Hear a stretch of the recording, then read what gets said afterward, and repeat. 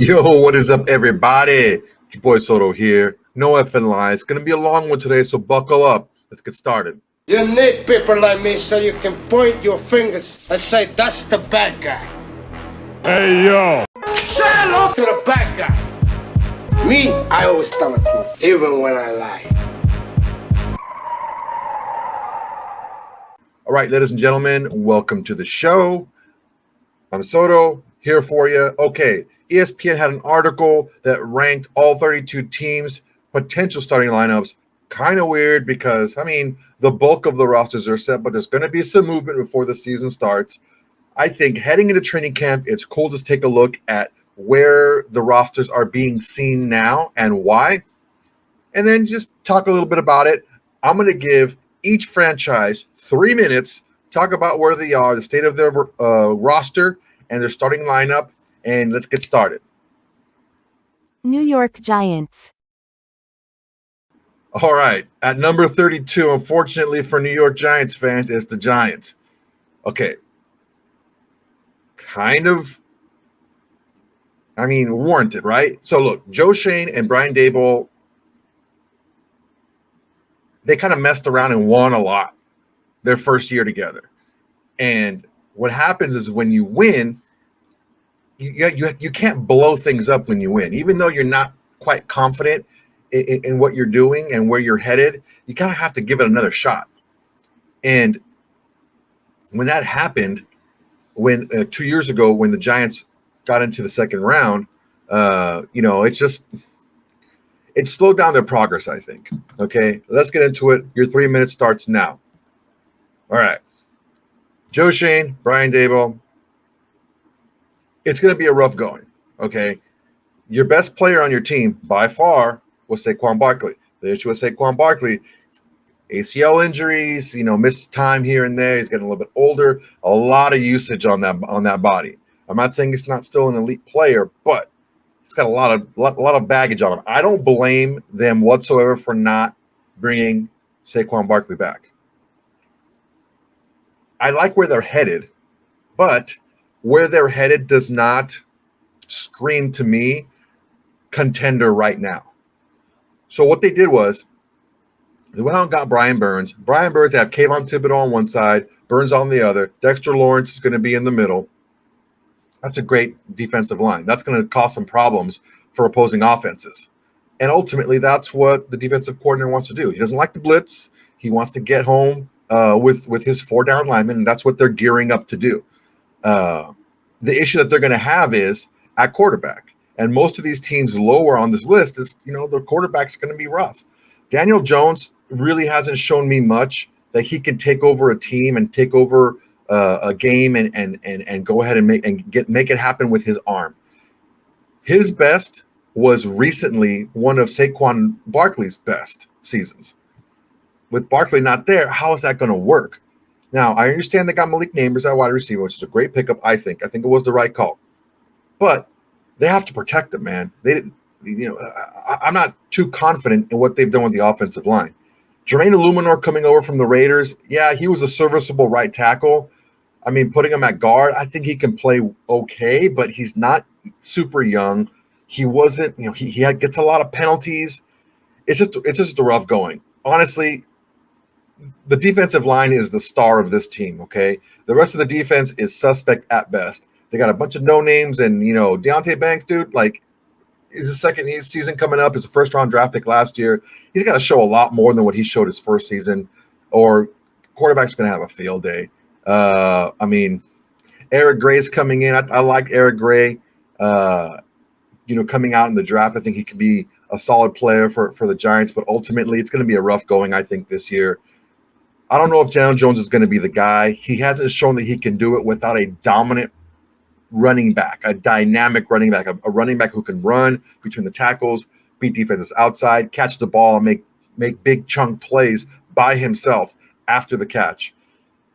Hopefully, Malik Neighbors can open up some things for some of the other receivers on the squad, but ultimately, I think it's just too much for the Giants to overcome this season. And New York Giants, your time is officially up.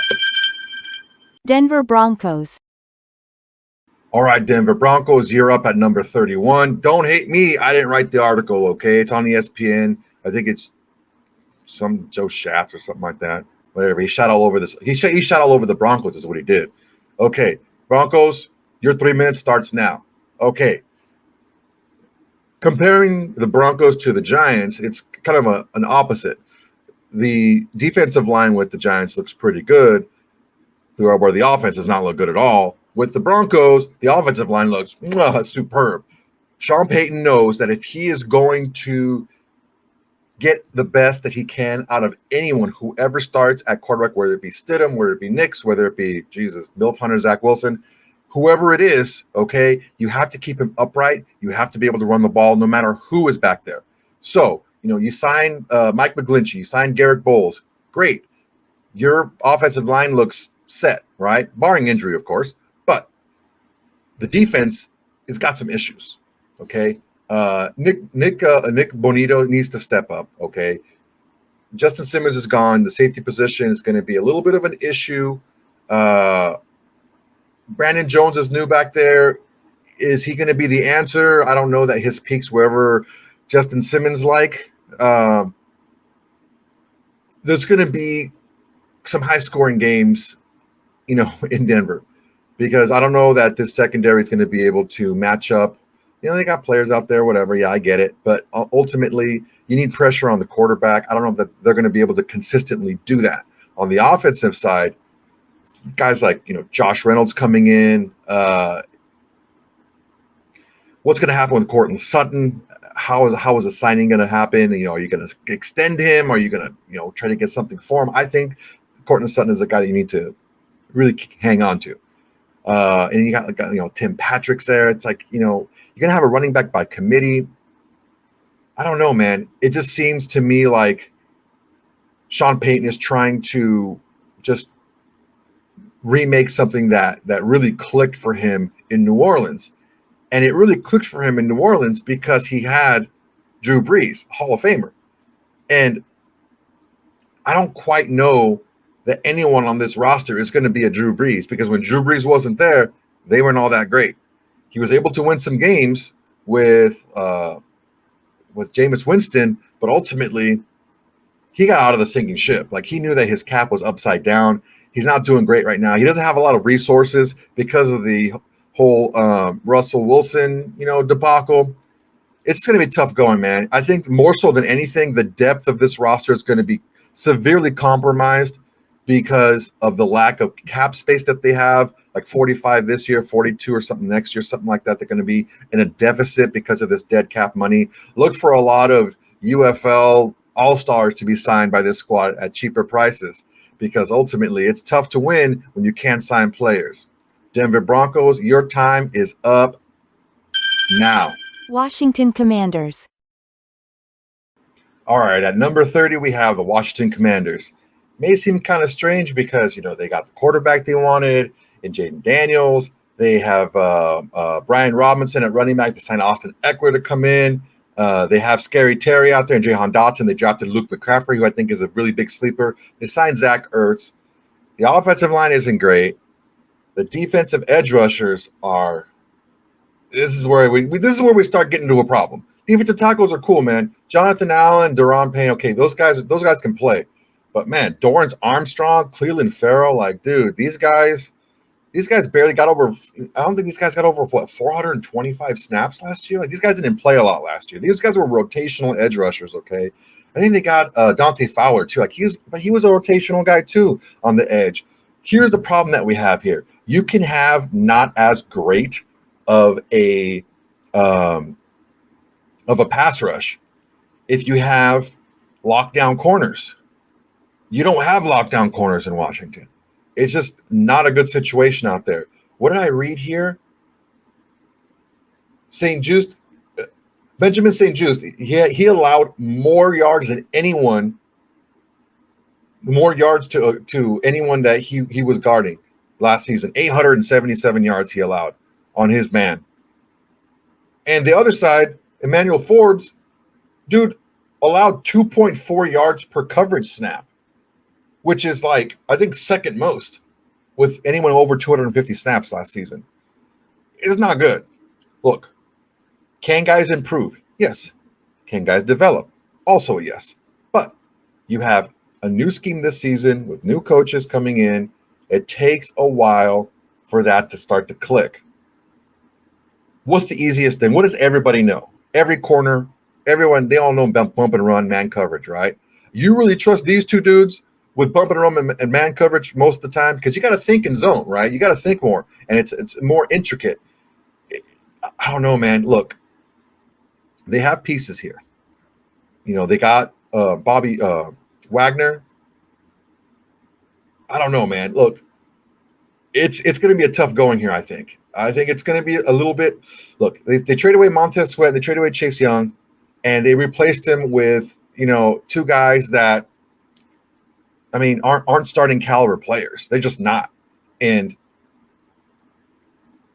if you want to protect the secondary, you get a good pass rush, and vice versa too. If you want to protect the pass rush, you have a good secondary. Give you more time to get to the quarterback. Unfortunately, they're hurting at both areas. They have weapons. They could probably score a lot if you can keep Jaden Daniels upright. They can score. The issue that we're going to run into is stopping people to score. Freaking Justin Fields put like 40-something up on these guys, and he couldn't put up points at all last season. It's going to be a rough going, I think, this year for the Commanders. Are they heading in the right direction? I don't know, because they got rid of a couple of guys and they brought in a bunch of older, Bobby Wagner's still producing, but they brought in a bunch of edge rushers that just haven't been shown to be productive consistently for the amount of snaps and time they're going to be asked to do. It's going to be rough. Can they win a lot of games? It's the NFL. Anything can happen, but they're going to have to put up a ton of points. They got guys on the outside. They got some guys and running back that can, are a little bit more flexible and can do some things, but ultimately this may be a rough start for the Commanders and their new regime, man. All right, Washington Commanders, your time is up right about now. Carolina Panthers. All right, up at 29 is the Carolina Panthers. Honestly, I'm shocked that they're 29. I thought they would be like 30, 31. I didn't know they would be up this high, even though they're, number 4 or something like that. All right, Panthers, your time starts now. Let's start at the top. David Tepper, what is your deal, dude? Trust me, when you have a meddling owner, it doesn't work. It doesn't work. And then we're hearing the whole front office is telling him to shut the hell up because they're trying to make some deals and he's just making things worse. Then you see videos of Tepper's wife trying to chime in and like she knows what the hell she's talking about. I don't know, man. It's going to be rough. I think it's going to be rough. They made some bad choices, some bad decisions, trading all those picks to go up and get Bryce Young. And then the picks that they traded away would have gotten them Caleb Williams this year. But whatever. You can't see into the future. Still, Bryce Young, he didn't look all that great last season. Part of the reason is they couldn't get anything consistent going around him. Receivers couldn't separate. Thielen, Mingo, some of these guys, they could not get separation in between their butt cheeks. It was not good. Okay. Now I do like was it Leggett? Whatever. Xavier Leggett. I'm going to say Leggett from South Carolina. Dude is a stud, man. He's a big time playmaker. You can get him the ball in space. He can make things happen. Get him in crossing routes, running away from defenders. He's going to be tough to catch. But that's really all we're looking at here. Deontay Johnson, yeah, he's okay. We'll see how he works in this style of offense. Jonathan Brooks and Chuba Hubbard, they're serviceable. I don't see any star power here. The most potential that I see for star power is actually Leggett. And, the tackles are decent. The guards are a little bit suspect. Tight end is, tight ends are a young quarterback's best friend, and I don't see a lot of good coming out of here, the tight end spot. Defensively, got Clowney, Shaq Thompson, J.C. Horn, Xavier Woods. There's some guys that are, they're good, but Jordan Fuller, but they're not. I don't see any stars here. And that's one thing that you need to win in this league. You need to have stars. You need to have players that even though the opposing team does everything right, this player is so damn good, he's going to wreck that play or he's going to make that play regardless. I just don't see that here where it happened consistently. That's where you see the big difference between the fringe cut players to the backups to the special teams guys to the starters to the Pro Bowlers to the All Pros to the elite players. You see how many plays can you make and how consistently can you be at making those plays. I don't know, man. It just seems like it's going to be a rough going from here. This organization just looks like a hodgepodge of a bunch of players put together to see. Let's see what's going to work. Hopefully for Carolina fans, it's getting better. Carolina, your time is up. Arizona Cardinals. All right, number 28, the Arizona Cardinals. Okay, this is a tough one for him because I actually do like pieces of this roster. I just think it's just not. I don't know. I don't know how well this roster meshes. This team revolves around Kyler Murray. Keep Kyler Murray safe. Keep him in the pocket. Give him good throwing lanes, and he can make stuff happen for you. In the pocket, out of the pocket, with his legs, with his arm, he can do it all. I think given the right personnel around him, he can be a phenomenal player. Without them, he can be a streaky, up and down, above average quarterback. James Conner's a stud. They got Trey Benson now, who's a little bit more of a dynamic back, which I like. I think that having two dynamic players in the backfield is something that's really smart. Zay Jones is, he's a steady receiver. He's not going to be eye-popping, but, he can make the tough catch here and there. Big-bodied. Drafting of Marvin Harrison Jr., I think is going to – his development, I think, is going to be a huge backstory for this season. The main story is going to be the play of Kyler Murray and protecting Kyler Murray. The secondary story is how fast can Marvin Harrison Jr. get up to speed. Because I think if he gets up to speed quickly, he can be phenomenal right out the gate. I'm talking like Justin Jefferson phenomenal. With Trey McBride at tight end, who came on last season towards the middle to the end of last season, you got some pass catchers out there. You have some tools. You got to keep them safe. You got to keep them upright. Paris Johnson, he came on a little bit late last season, but the rest of this offensive line doesn't look great. There's a lot to be said for guys who are consistent. Unfortunately, the consistency of this offensive line is not there. There's some rough penalties. There's some whiffs. There's just missed assignments. Guys blocking each other last year. Like it got rough. I didn't even talk about the defense yet. And the defense, look, Darius Robinson can be a guy. Darius Robinson can be somebody who can come in here and make things happen. But rarely do young pass rushers come into the league and hit the league by storm. It doesn't happen very often. You got some guys like Max Melton coming in the secondary to team up with like Buda Baker, Garrett Williams, Sean Murphy Bunting. There's some guys that you have, Bilal Nichols coming in, but ultimately the Cardinals are hoping for these guys to develop quickly. Coach Cannon's all about defense, right? But ultimately, you got to be consistent in your play. I just think that there's too many holes in this team as far as consistency goes, and that's why they're so far deep at number 28. It can be a lot higher depending on Kyler Murray, but we have to wait and see. Oh, Cardinals, your time is up. New England Patriots. All right, New England Patriots, you are number 27, and it is your offensive weapons and most of your offensive line that got you there. All right, let's start the time. Okay, defensive line actually looks pretty good.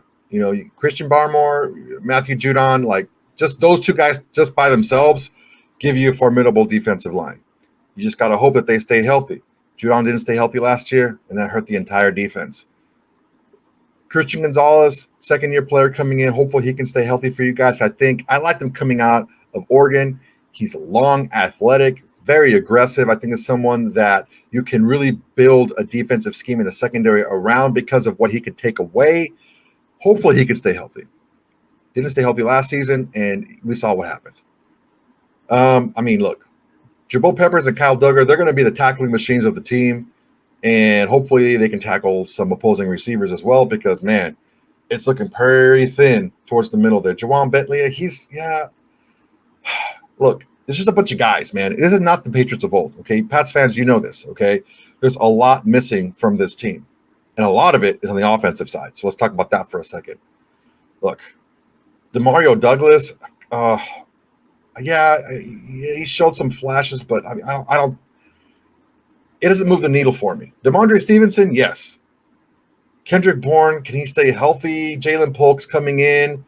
You know, he was in a very specific system where he had two other really, really good receivers with him that threw the ball a ton outside, gave him a lot of, one-on-one coverage. He's not going to get the same type of coverage in the pros. He's dynamic when he gets the ball, but how are you going to protect this quarterback? In the past, teams have been able to protect their quarterback with a sound running game, and Ramondre Stevenson can give you that. But Cole Strange, David Andrews, I'm okay with. But these middle three guys together, maybe not individually, but together, they didn't play great. There was I need a lot more from them for me to say, okay, the Pats are, maybe can sniff a playoff run. I didn't even get to Drake May.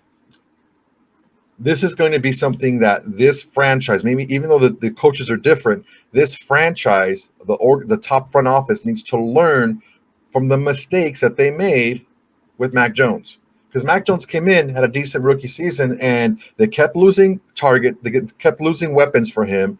They kept changing coaches. They gave him a couple of guys that were never offensive coordinators. Hey, go over there and call some plays. Like, no, man.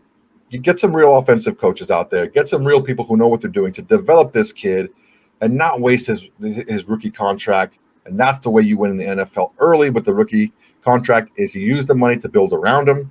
Hopefully the Pats learned, and that's your time, New England. Las Vegas Raiders. All right, and number 26 is the Los Angeles, Las Vegas Raiders. Raiders, your time starts now. Okay, where do I start? A lot of talent left the building, okay?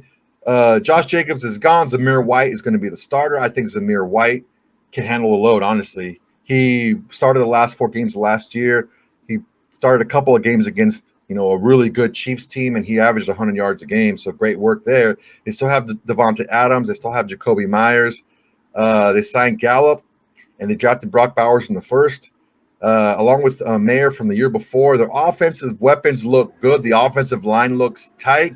Jackson Powers-Johnson, hopefully he recovers from a shoulder injury. He can slot in there really nice at guard to go along with Colt Miller, Andre James, Parham, and Munford.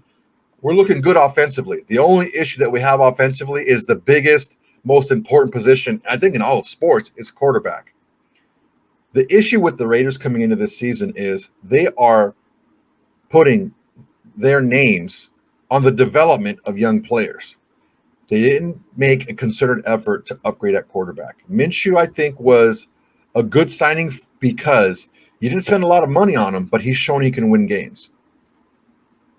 I'm still very intrigued by Aiden O'Connell for coming into the season where Josh McDaniels last season pretty much ignored him up until the time he got fired. And then he had Bo Hardigree, who was the quarterback coach, coming in to be an offensive coordinator. He'd never been offensive coordinator a day in his life.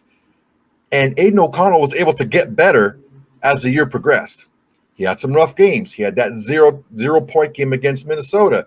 He had that no completions in the last 3 quarters, even though they still won at the Chiefs. He also had some pretty good games. He had that game against the Chargers where they put up like 63 points.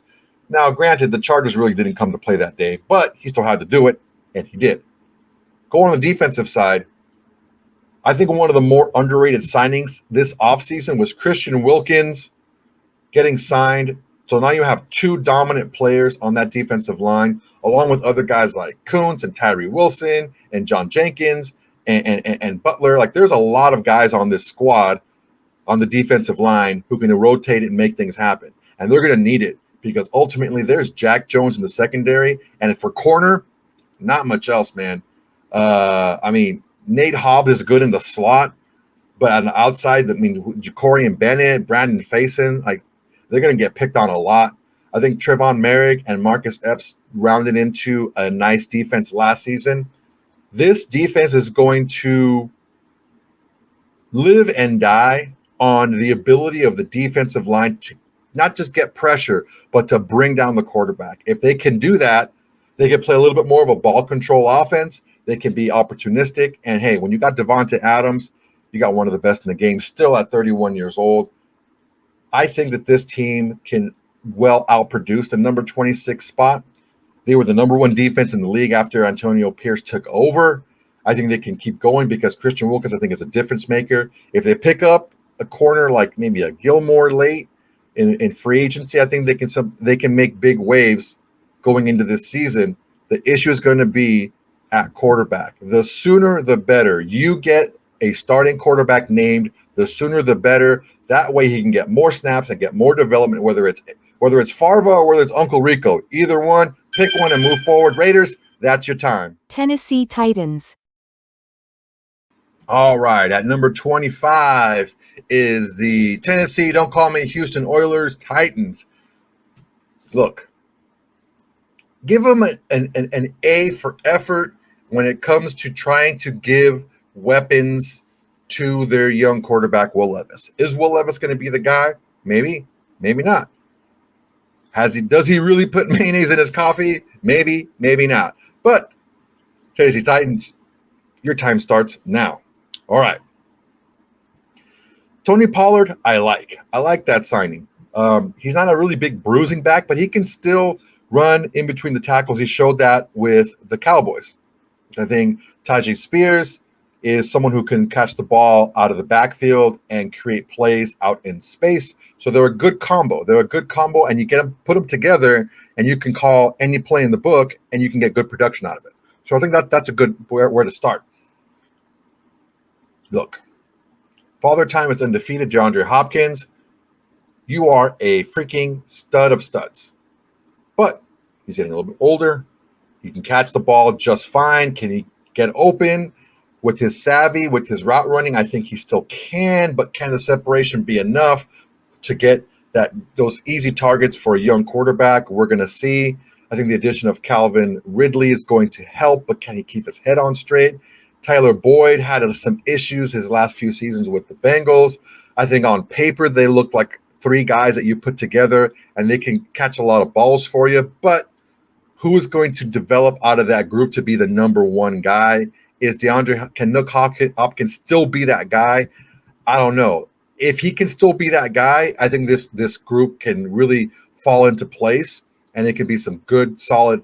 Along with Okonkwo, I think they can be a good solid pass catching core for Will Levis.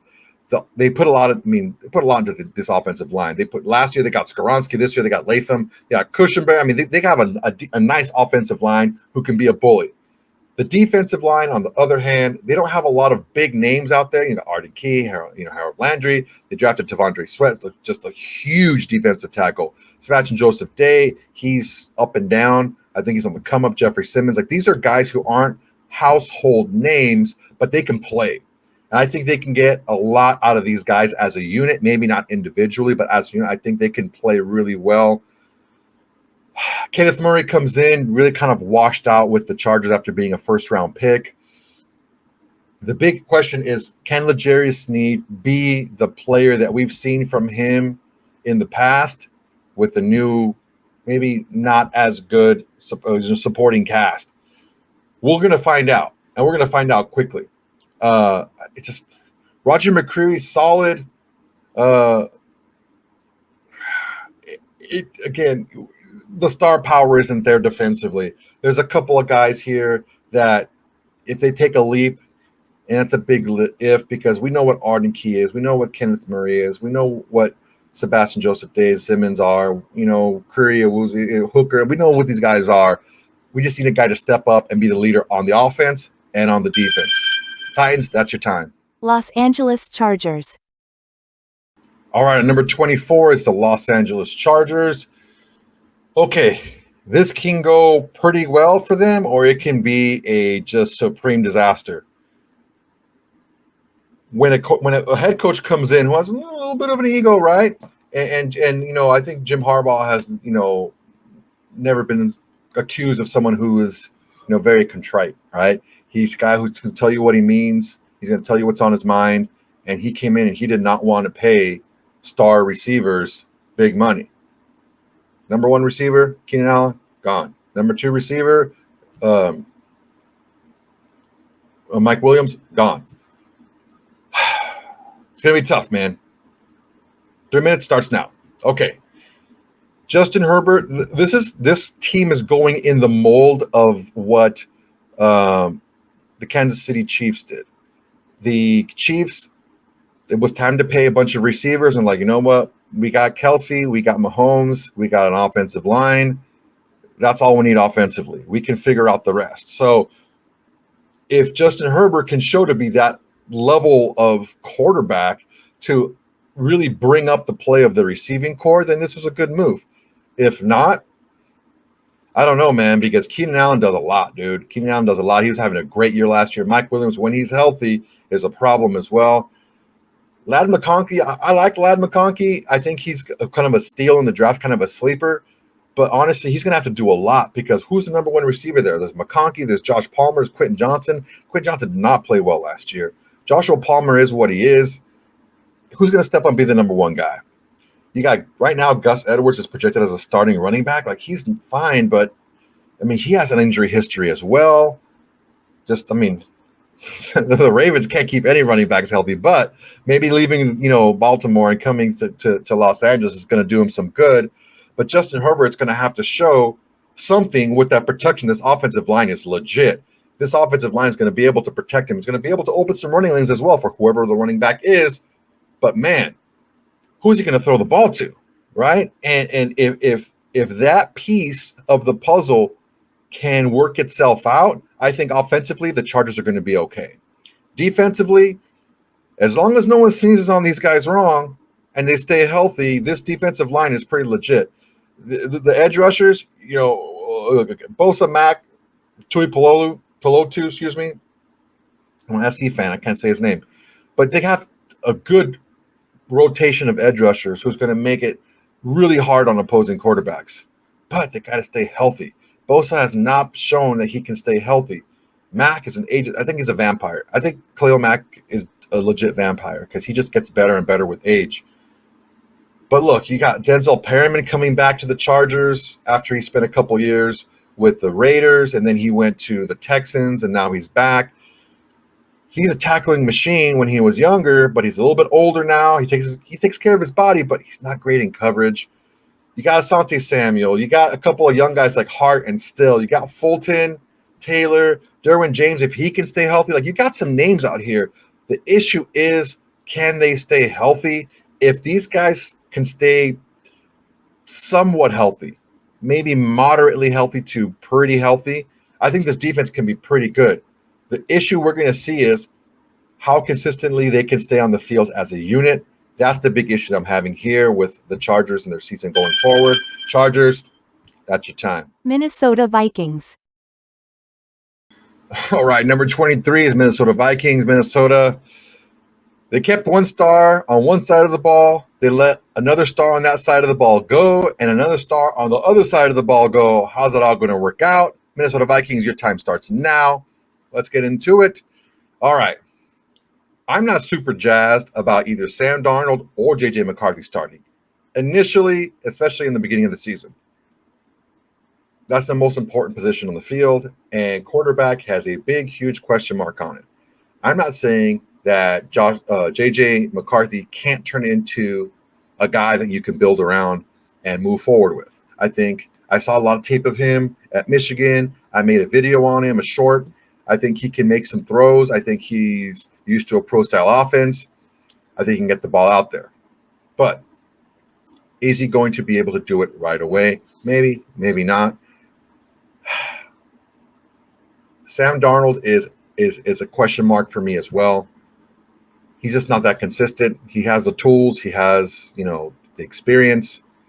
And he's got a good crew around him. Now, if Aaron Jones can stay healthy, which recently he hasn't been able to, but if he can stay healthy, he's a freaking solid back. He's going to be really good for this team. and they're going to want him to run the ball a lot behind this stellar offensive line. You got the targets, man.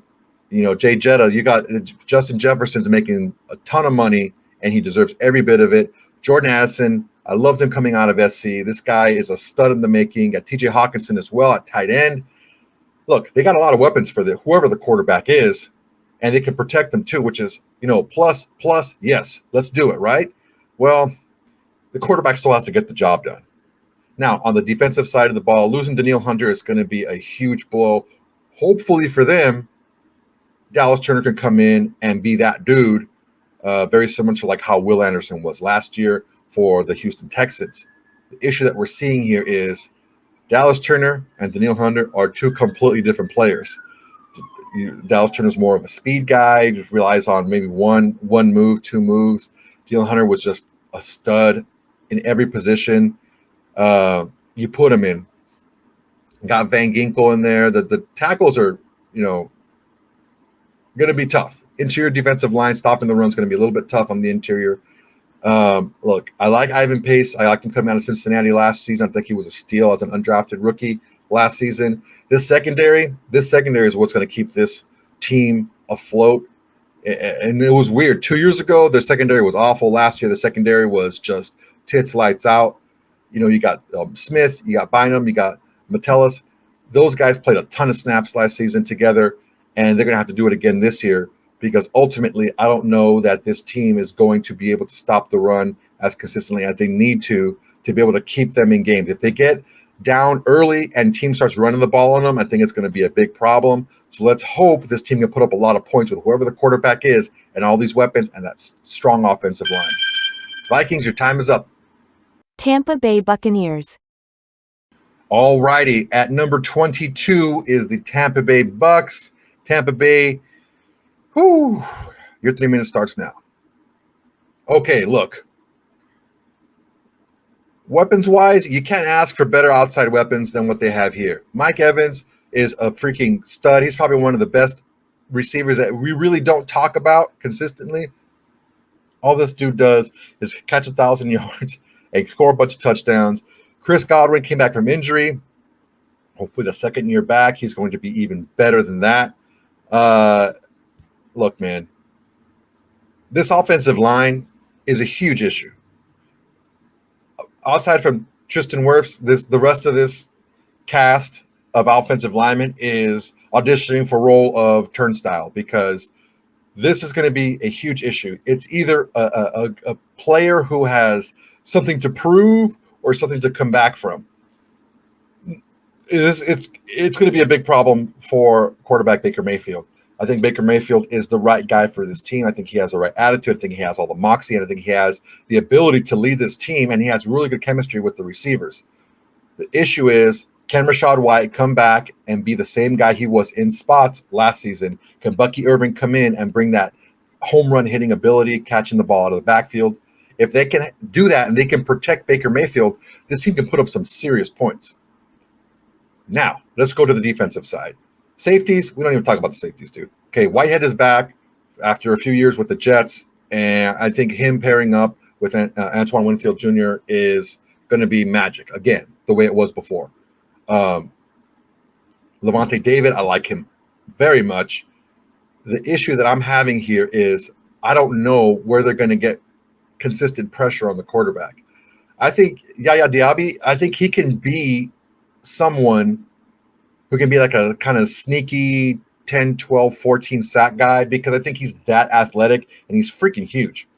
The issue that I'm seeing here is like Randy Gregory, for as talented as people say he is, he's bounced around, with the Cowboys, with the Broncos. Like he's been all over the place, dude. And it's like, come on, man. When are you going to get it together? Or are you going to get it together? Is this who you are?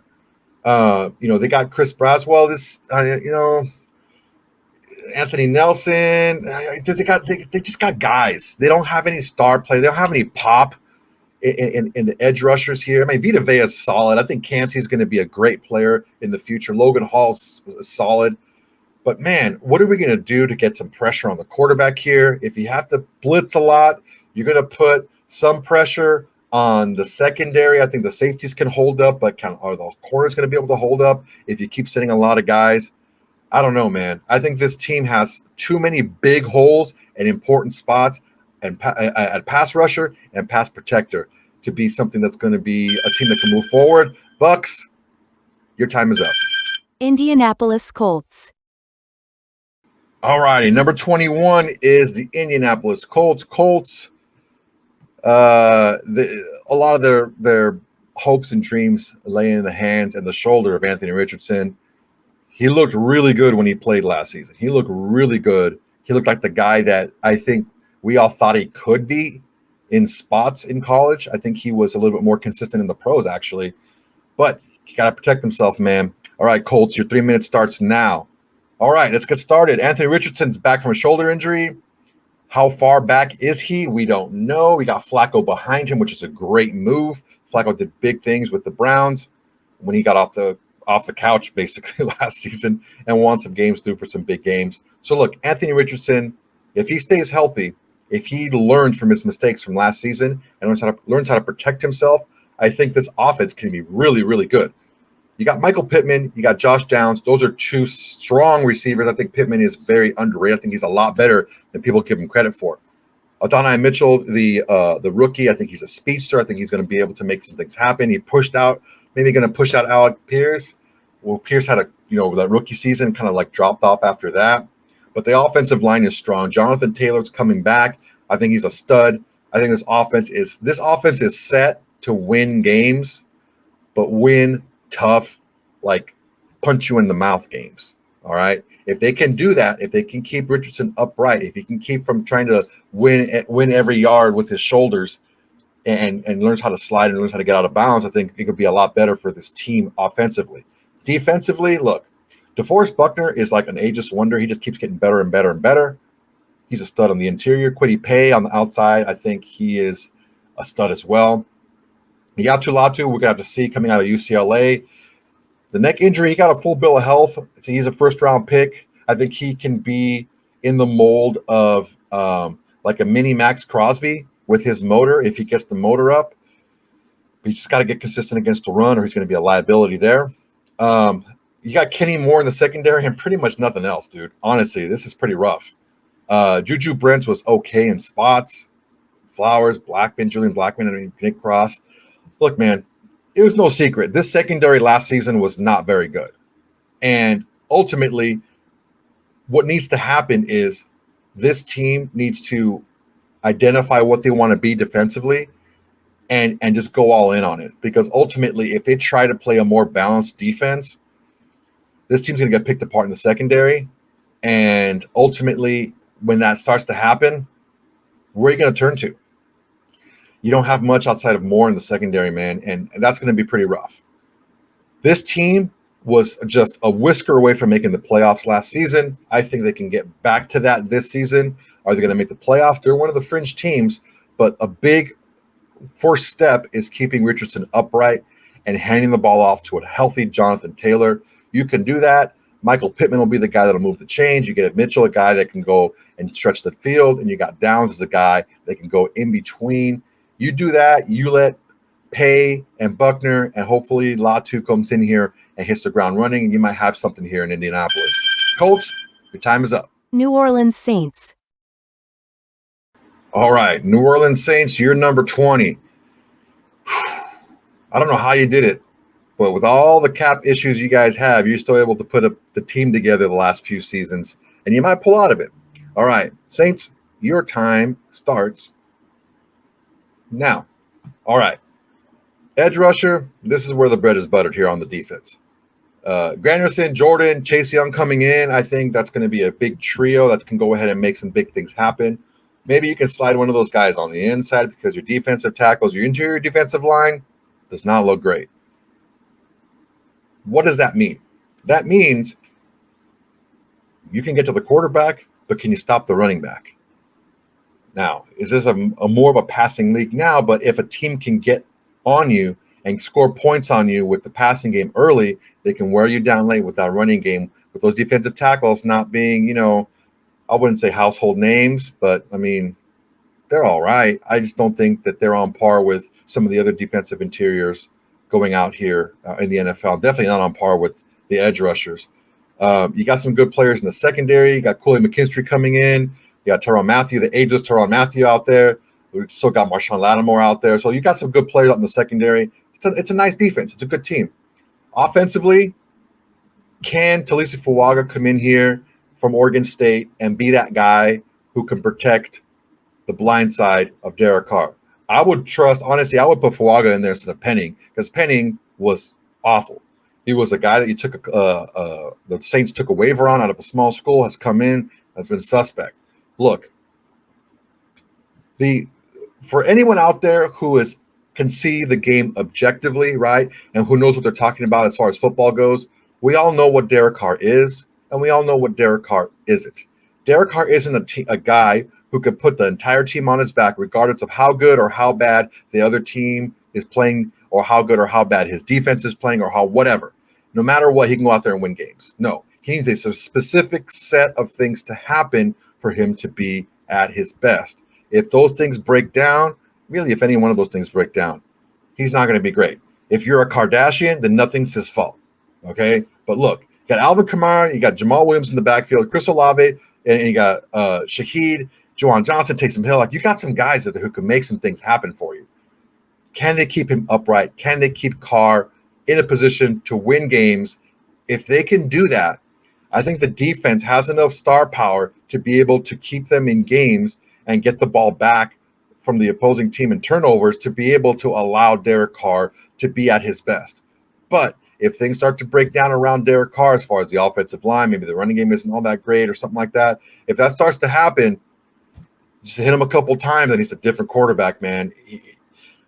I don't fault him for his persistence, but if you could put Derek Carr on the ground early in games, he's not going to have a good game, man. And the Saints, you guys know, man, he went on there and he couldn't get the ball past the 50-yard line for the entire game. That was a rough game. And Saints, your time is up. Atlanta Falcons. All right, we're in the teens. Number 19 is the Atlanta Falcons. All right, Falcons, let's do this. Your 3 minutes starts now. Atlanta made the move of the offseason of free agency when they picked up Kirk Cousins to be their franchise quarterback. They tried a lot of guys, just didn't work. And they said, you know what? We're going to spend the money and give the reins over to Kirk Cousins, and we're going to give him the offense. And then we're going to immediately draft his replacement. It didn't make a lot of sense to me, man. Because look, when you come in here and you have this type of offense, Bijan Robinson, you got Algier also at running back. Drake London's a stud. Darnell Mooney can come in and he can play his role. You got Rondale Moore. Kyle Pitts is an absolute beast. This offensive line is just one of the best in the league, okay?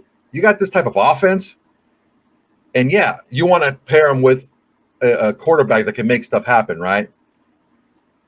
This defense is going to run into some issues, okay? Look, the secondary, I think, is okay. You got A.J. Terrell, Carl Phillips, okay. Jesse Bates, okay, I like that. Okay, good. DeMarco Helms, second year, okay, I think it was Alabama. He's serviceable. I think he's okay. This team is, I believe, like in the bottom 3 in sacks the last 3 seasons. So not just last year, but the last 3 seasons, they just haven't been able to get to the quarterback. And you guys know, you Falcons fans, you know that late in games, when you go down there and you score and you can take a lead late, the defense was not able to hold up and stop the opposing quarterback from scoring back and taking leads. You gave up a lot of late leads, and that's because you can't get to the quarterback. That's why the drafting of a quarterback in the first round with a top 10 pick,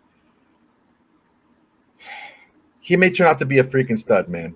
He may turn out to be the freaking man. Who knows? What I do know is you had your pick of any of the pass rushers who were out there, and you could have had any one of them, and you went a different direction. Look, Michael Penix Jr., I think I liked him coming out of Washington. I think he was a good pickup for a team who didn't already have a solution at quarterback. You guys had that solution already. This is different from when the Packers drafted Aaron Rodgers when they already had Brett Favre, or when they drafted Love when they already had Aaron Rodgers.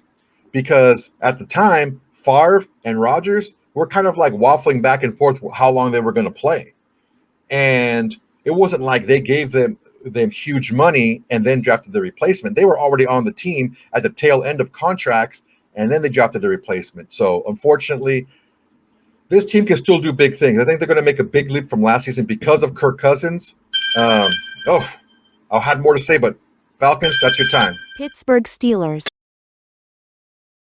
All right, Pittsburgh Steelers, you guys are up, and you guys are number 18. Your 3 minutes starts now. All right.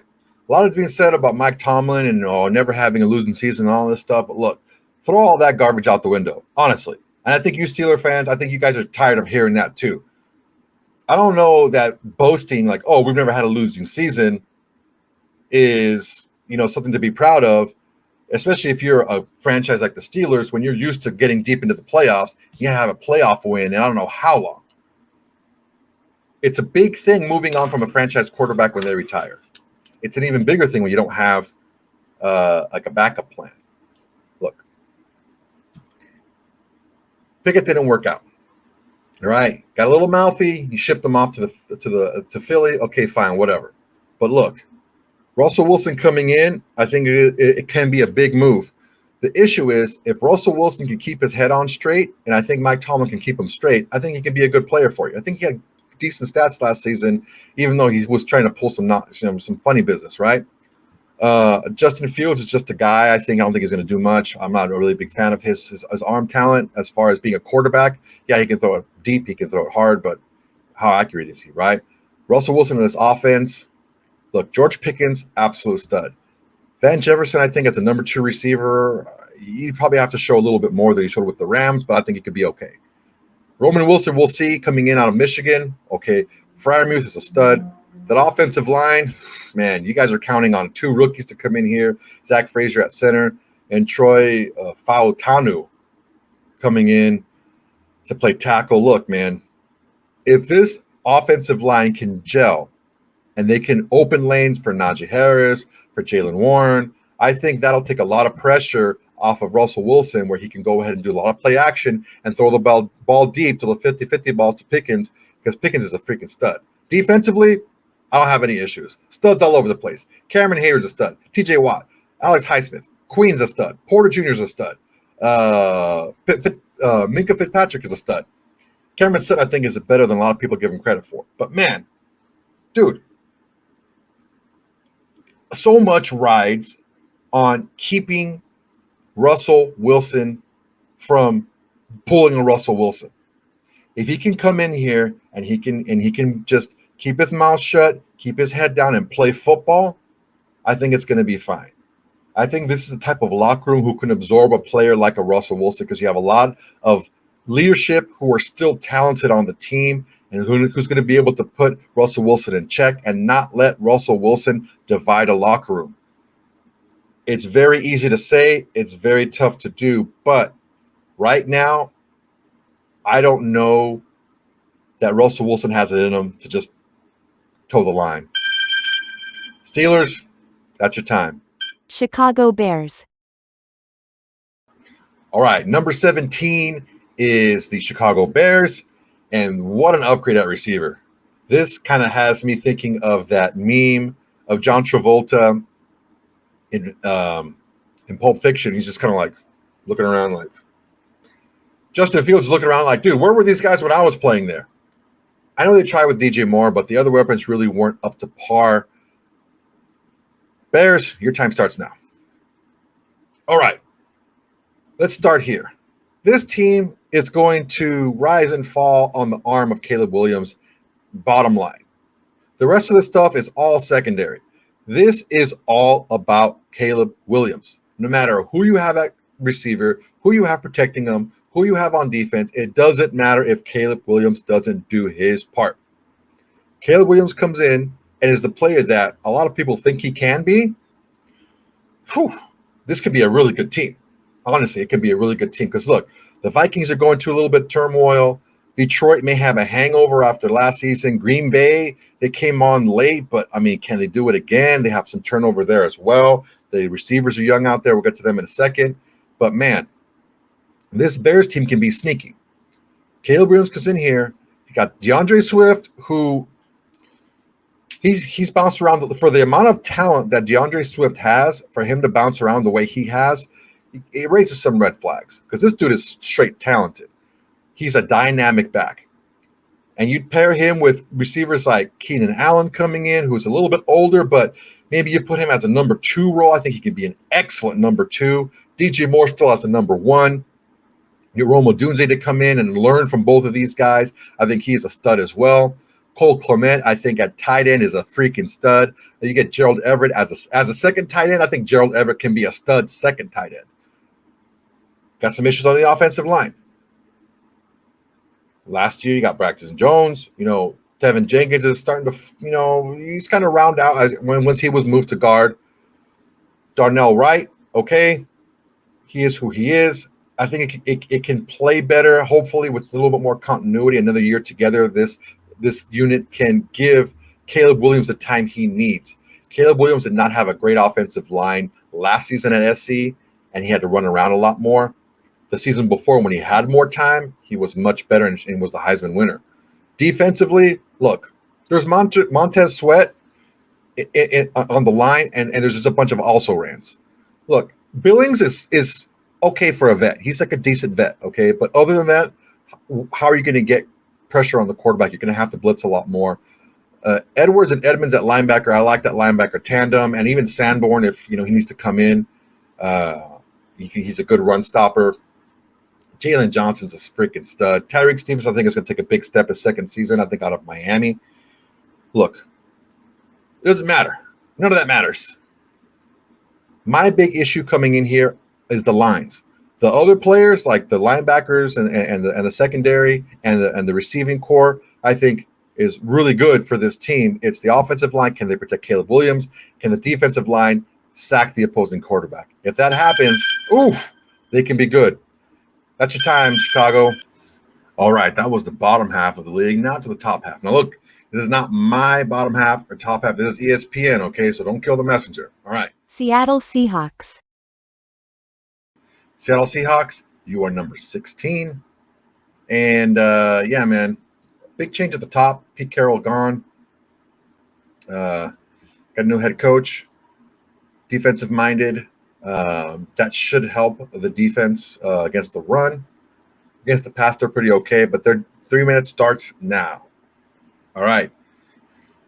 It's a common theme in the last half, and it's a lot of the things that you see going into seasons of teams that have more question marks is the offensive line and the quarterback position. All right. So Geno Smith had a comeback player of the year 2 years ago. Last year, not all that great. He's got weapons galore, though, man. You have Tyler Lockett, you have DK Metcalf, you have Jackson Smith and Jigba. Noah Fant, I think, is still a really good tight end. This offensive line is doo-doo. Like, it's not a good offensive line. They spent a lot of draft capital on the tackles. These guards, man, like Nick Harris, if he's going to be the center, he's kind of a journeyman guy. Lake and Tomlinson, like, he was just a rotational guy with the Jets. Come on, man. It's just Geno Smith needs time. He's not the most athletic quarterback out there. And he's mobile. He can get around, but he needs some time to throw the ball. He likes to throw the ball deep. This offense has been built on throwing the ball deep to Metcalf and Lockett. And in Jigba, he can do that too, but you got to give him some time to do that. And unfortunately, this offensive line is not built that way.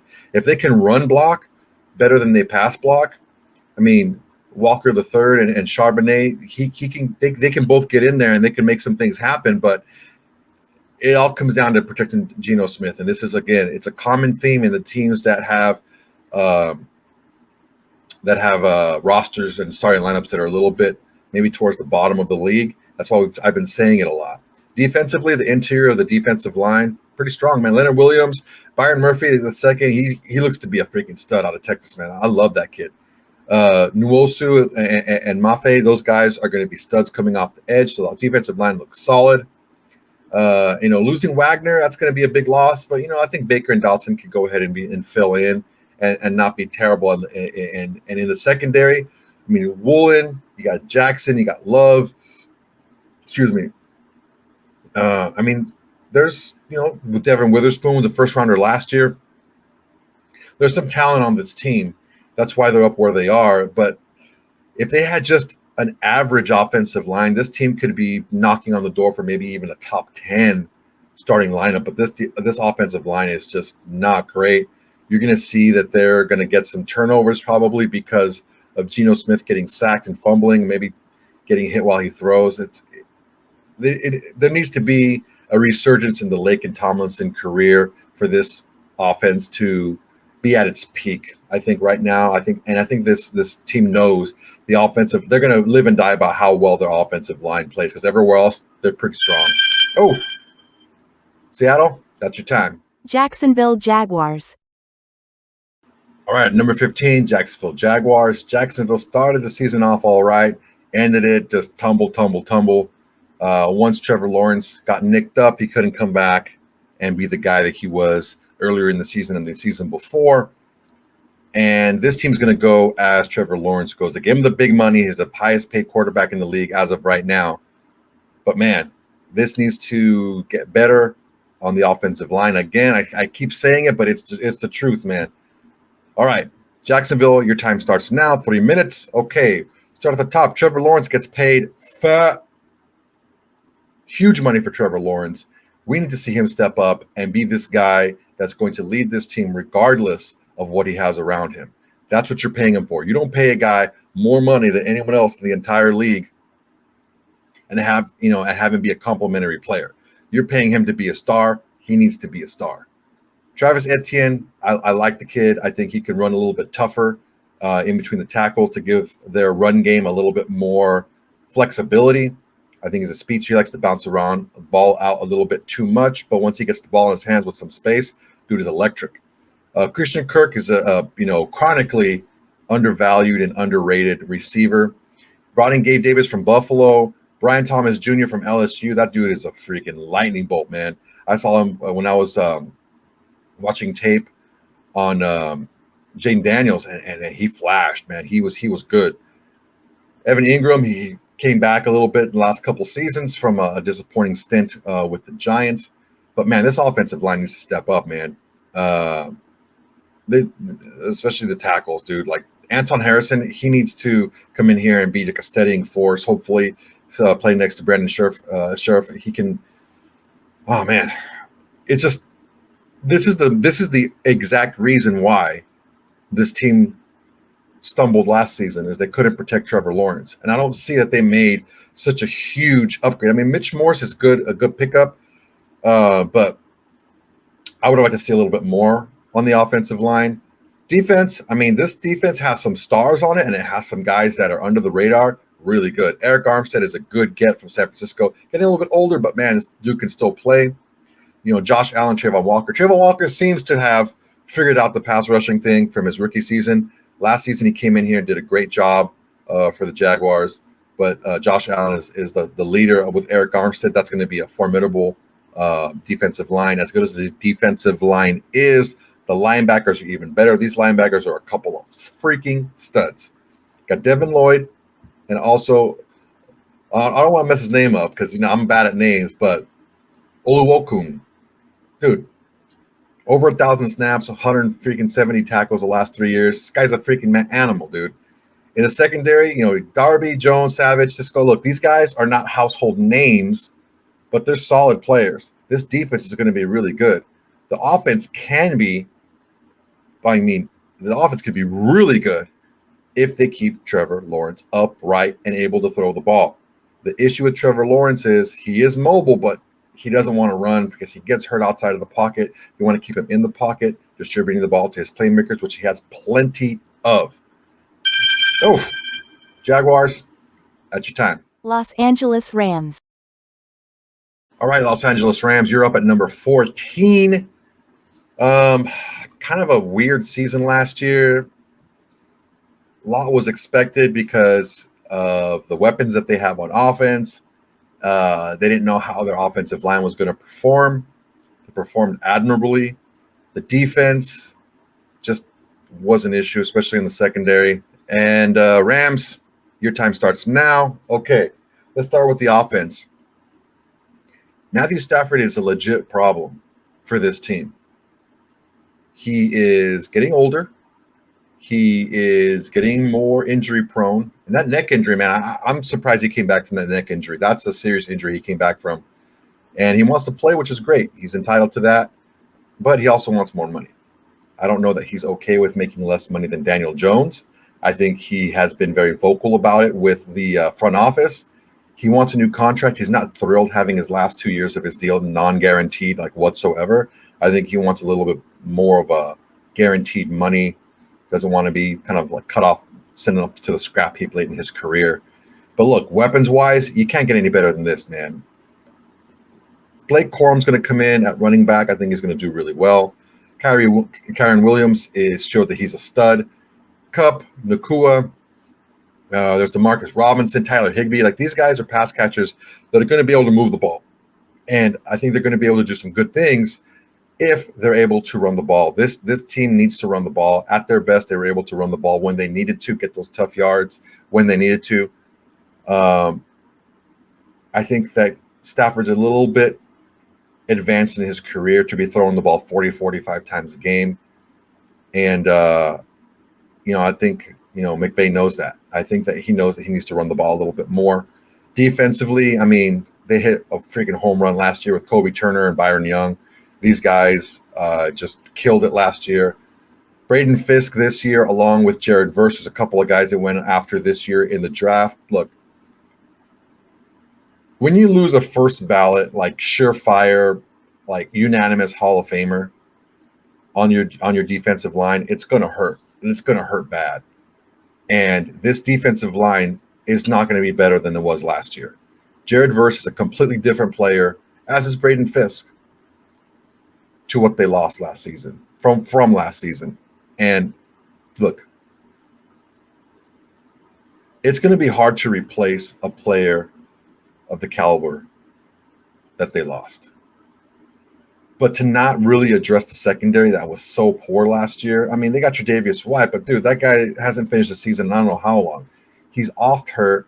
And I'm talking serious injuries too, like ACLs and stuff like that. Like, this is tough, man. This is a tough thing. I mean, they have some decent players out there. Lake's decent. Roseboom is decent out there.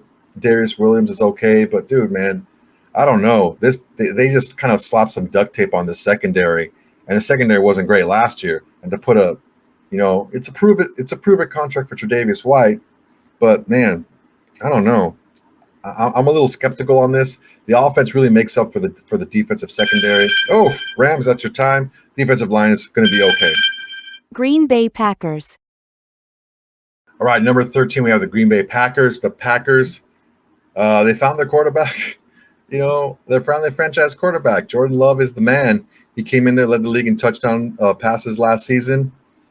And, yeah, man, they know what they're doing out there as far as quarterback goes. All right, Green Bay Packers, your 3 minutes starts now. All right, let's take a look. Offensively, Jordan Love, yeah, he's in there. If he can play at or above, or even maybe a little bit below the level he played last year, the Packers are going to be fine offensively. They got Josh Jacobs coming from the Raiders. Josh Jacobs has something to prove, and I don't think that he got the contract he was expecting to get. And we've seen it with the Raiders. When Josh Jacobs has something to prove, he balls out. His rookie season has something to prove, ball out. Second season, okay, I'm a little bit more comfortable, didn't do great. Third season, okay, we'll see how it goes, didn't do great. Fourth season comes in here, balls out. Last season comes in here and doesn't do great. So look, when he has something to prove, Josh Jacobs can be the man. Josh Jacobs coming in with a chip on his shoulder, yeah, I think it's going to be big things for the Packers and Josh Jacobs. The wide receiving crew is young, they're talented, but they're super inconsistent, man. I like Watkins, I like Dobbs, I like Reed, but man, we need some consistency over here out of these guys. Jordan Love's going to get them the ball. Can they catch the ball consistently? Can they run consistent routes to be open when they're supposed to be open?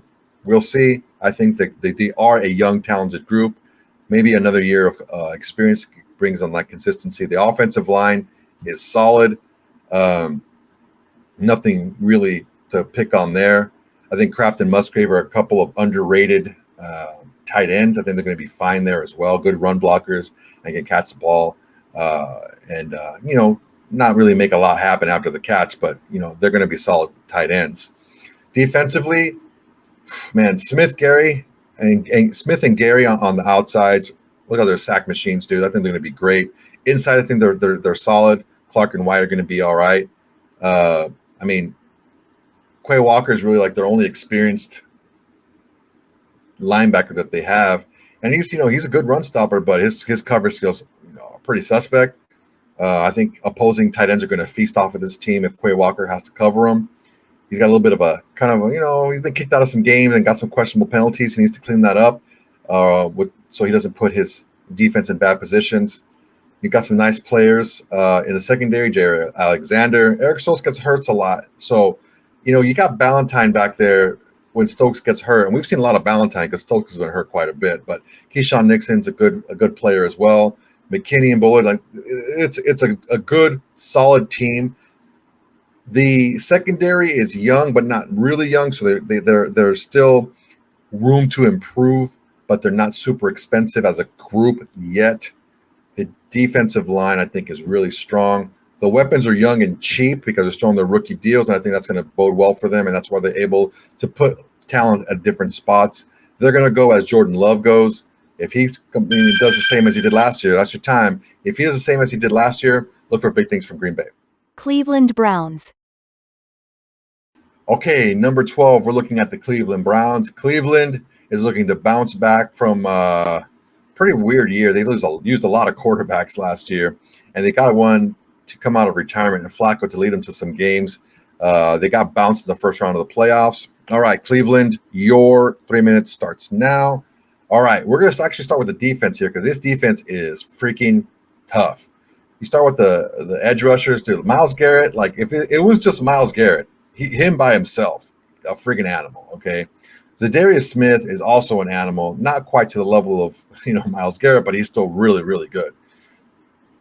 And Okoronkwo, like, dude, I think he's going to be all right. You got some solid linebackers. Secondary, you got Ward, Newsome, Emerson, Thornhill. Like this secondary is good. The defense there's no holes in this defense. I think up and down, this defense is strong. It's solid. It's the reason why this team was able to be in a lot of games despite the revolving door at quarterback between Watson, Dorian Thompson-Robinson. Who else? They had like 5 guys play quarterback for this team last year, but. It leads me to the X factor of this team, and that's Deshaun Watson. I was kind of conflicted between Deshaun Watson and how does Nick Chubb come back from injury.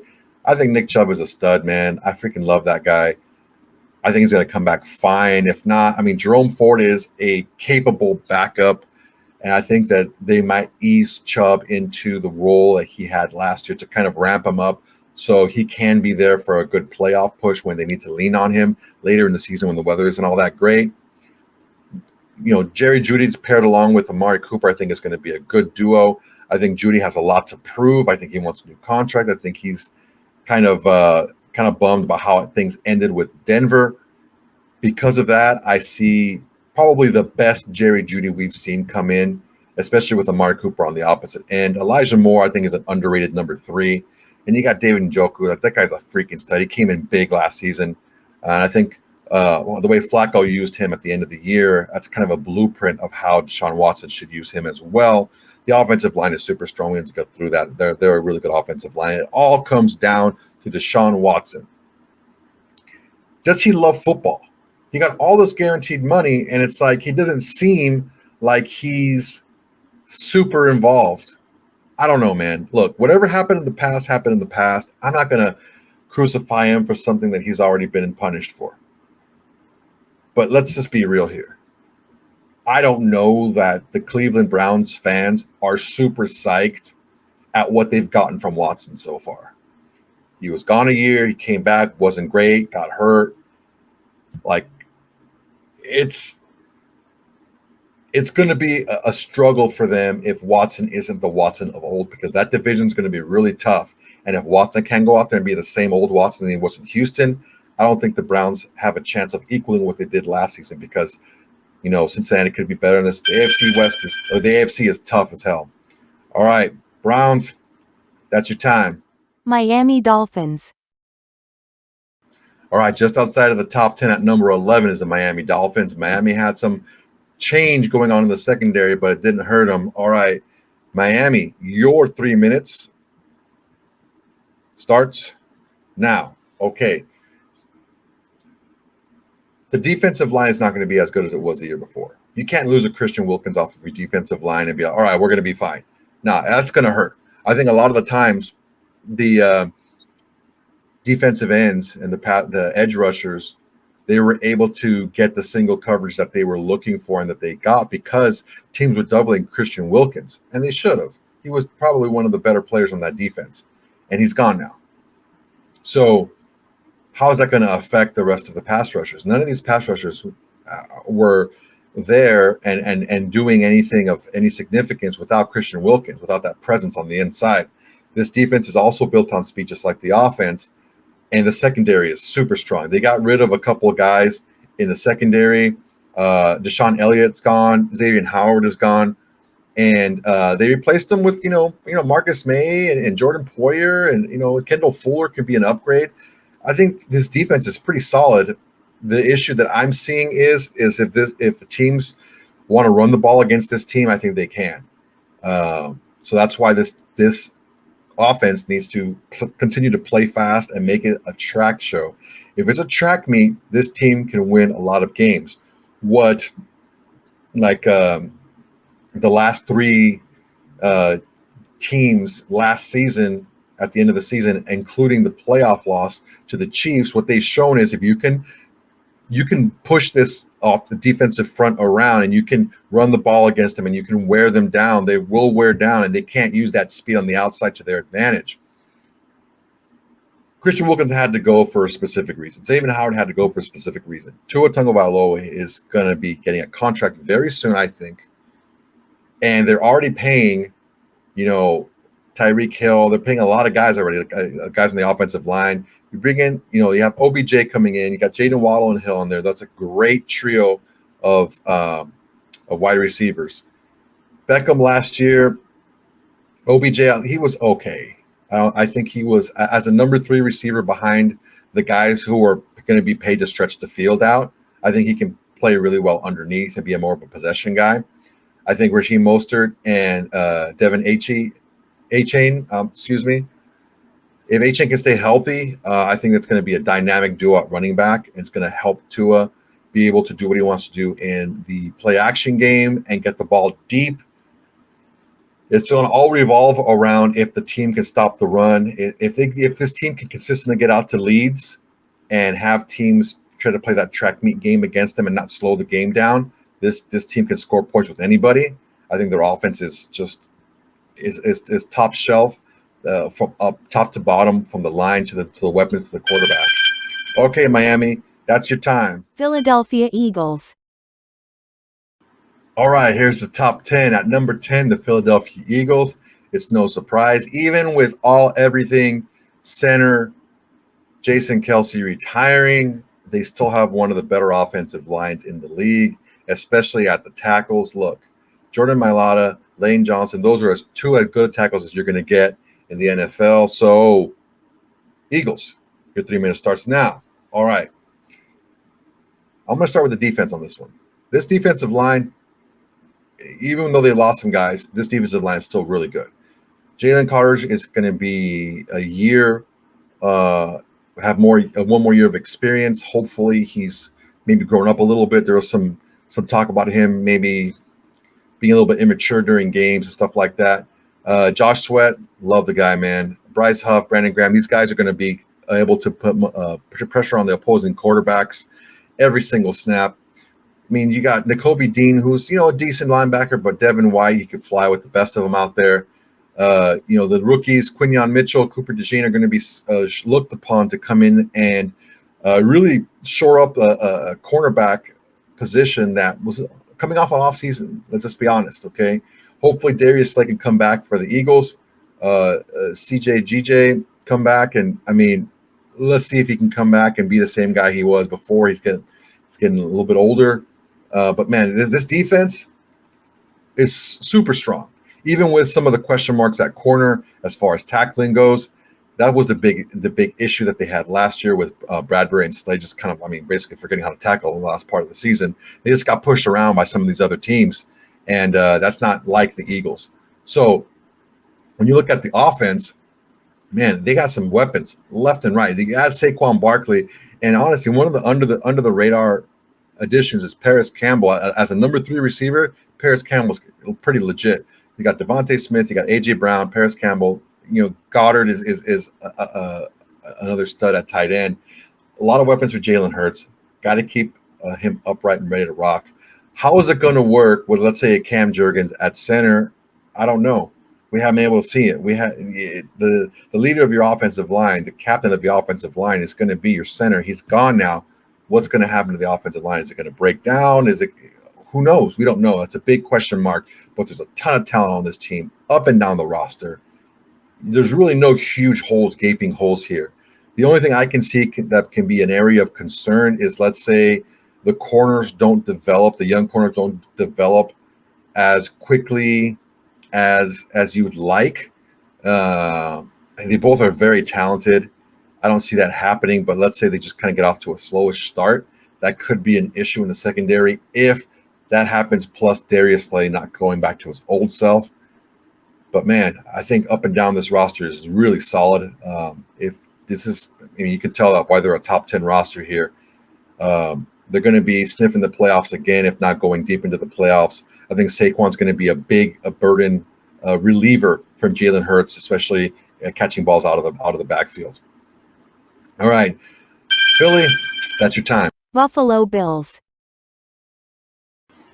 All righty, Buffalo Bills, you are at number 9. Look, this team revolves around Josh Allen. Josh Allen is their do everything, just cheat code, a human cheat code. The issue is, who's he going to throw to? All right, Buffalo Bills, your 3-minute starts now. All right, let's start with the offense.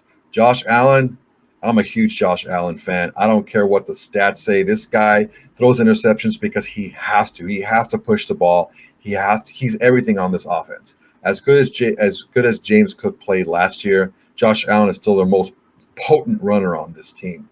Now, towards the end of the season, the Bills said, okay, you know what? We need to run the ball more once they let go of their offensive coordinator. That's why they were able to let Diggs go, and pretty much everyone else, honestly, on the receiving core. That's a huge problem with me.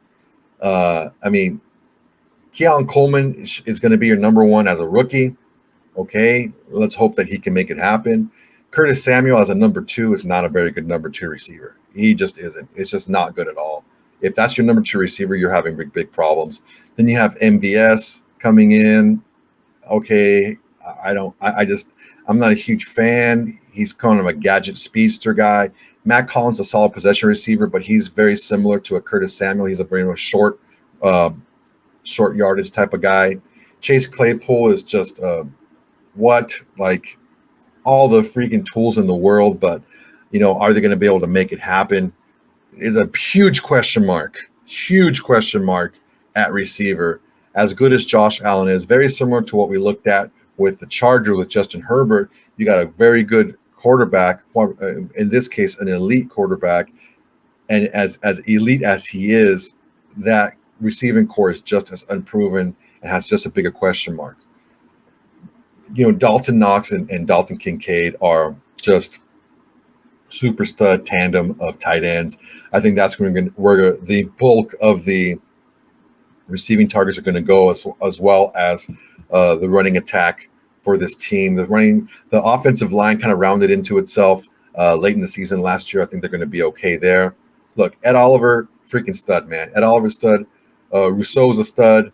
Von Miller's out there. I think Von Miller, if he can just kind of cut down his snaps even more and just be a kind of a situational pass rusher with his leadership and his ability to bend that corner and get to quarterbacks. If he can stay healthy, he can really help this team, especially late in games when they need to get the quarterback on the ground. Milano has been talked about as maybe being a cap casualty. Who knows? But the secondary, look, even though they have a lot of turnover, they just seem to just go out there and play well. Even if, injuries and free agency and retirement and this and that, you get guys coming out here and they just play well. But the big thing for this team is who's going to catch the ball, who's going to be able to get separation and get targets for Josh Allen. All right, Buffalo, that's your time. Houston Texans. All righty, at number 8, we have the Houston Texans. Houston, you don't have a problem, especially at quarterback. All right, here we go. Houston Texans, your time starts now. All right, last season, this Houston Texans team hit like a grand slam twice in a row. They got their quarterback in C.J. Stroud. I think the Panthers are really kicking themselves over that. And they got their do everything, all rookie Will Anderson edge rusher. So look, what do they need from last season? Will Anderson was pretty much the only guy out there really putting pressure on the quarterback consistently. So they went out and got Danielle Hunter. Nice. Good player from Minnesota. I think it's going to be a great tandem. We also got Danico Autry kind of moving in and out from edge to defensive tackle. The reason that Danico Autry is going to be moving in and out is because defensive tackle is horrible. Not good. Not a good group of defensive tackles. Look, is it the end all be all? No, because the other guys are really good. They're good, equally good at stopping the run and stopping and getting after the quarterback. So I don't see teams just being able to run the ball down their throats. But defensive tackle is going to be a problem for this team defensively. Linebackers are solid. In corners, you got just playmakers: Stingley, King, Lassiter, Ward. I mean, these guys are Petrie. There's playmakers all throughout the secondary. The young guys are just young and hungry. The veteran guys are just looking to kind of teach and lead by example. I really like this defense. Aside from the defensive tackle is going to be rough for this team this year. Okay. Offensively, C.J. Stroud, what's going to happen this second season? The first season, he won some games for him. It wasn't all like, treat him like a rookie and have him run the ball a lot and just kind of give him a little bit. Like, no, he went out there and he won games with his arm.